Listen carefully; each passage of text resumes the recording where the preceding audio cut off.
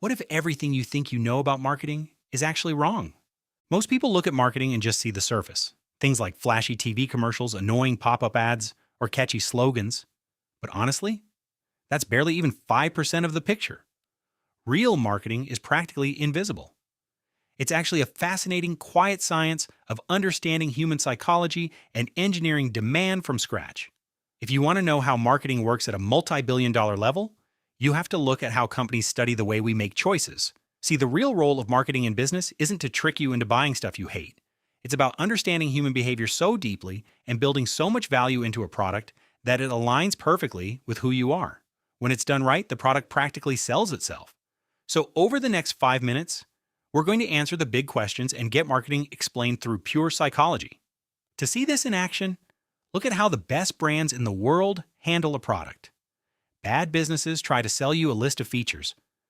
Great marketers sell you a solution to a problem, and sometimes it's a problem you didn't even know you had. Take Listerine back in the 1920s. Nobody was buying mouthwash because bad breath was just considered a normal, everyday part of being human. Listerine didn't bother marketing the ingredients in their bottle. Instead, they started educating people on a scary-sounding medical term called halitosis. By framing bad breath as a shortcut to social rejection, they created a massive need out of nowhere. They didn't sell a rinse, they sold confidence. That's the core role of marketing in a company, finding a human need, showing what's at stake, and bringing the solution. But what happens when a product doesn't just solve a physical problem, but an emotional one? This is where the science gets really deep. Think about Nike. If you look at their most famous campaigns, they almost never talk about the rubber soles, the mesh fabric, or why their sneakers are technically better than a cheaper pair. Why? Because Nike doesn't sell shoes, they sell inspiration. They sell the concept of greatness and resilience.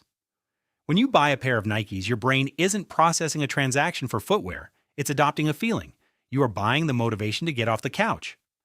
This is called emotional branding, and it's one of the most powerful tools a business can use, because emotions bypass the logical part of your brain entirely.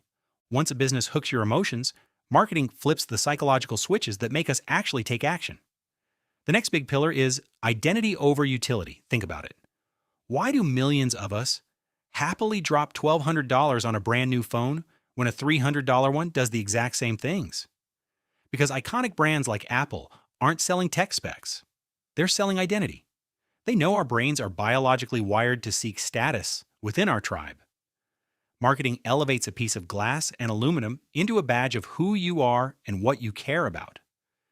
The next pillar is all about changing how we perceive value, and you can see it perfectly in a classic pricing trick called the Decoy Effect.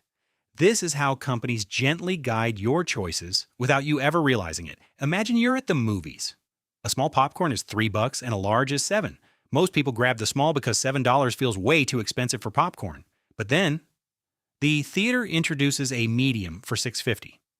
Suddenly, that large for $7 looks like an absolute steal. It's only 50 cents more than the medium. The crazy part? They never actually expected to sell the medium. It's just a strategic decoy to make the most expensive option look like the smartest financial move. You walk out spending more money, but you feel great about it. All of these strategies lead to something called frictionless consumption. Think about how easy it is today to buy something with one click on Amazon, or by just scanning your face with Apple Pay. Marketing teams spend millions just to remove a single second of hesitation from your mind.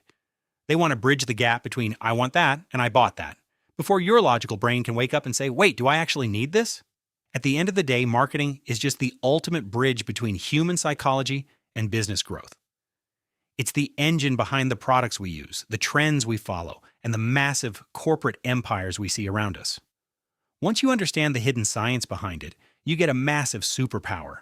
Whether you're just trying to shop smarter, or you're an entrepreneur looking to build the next big thing.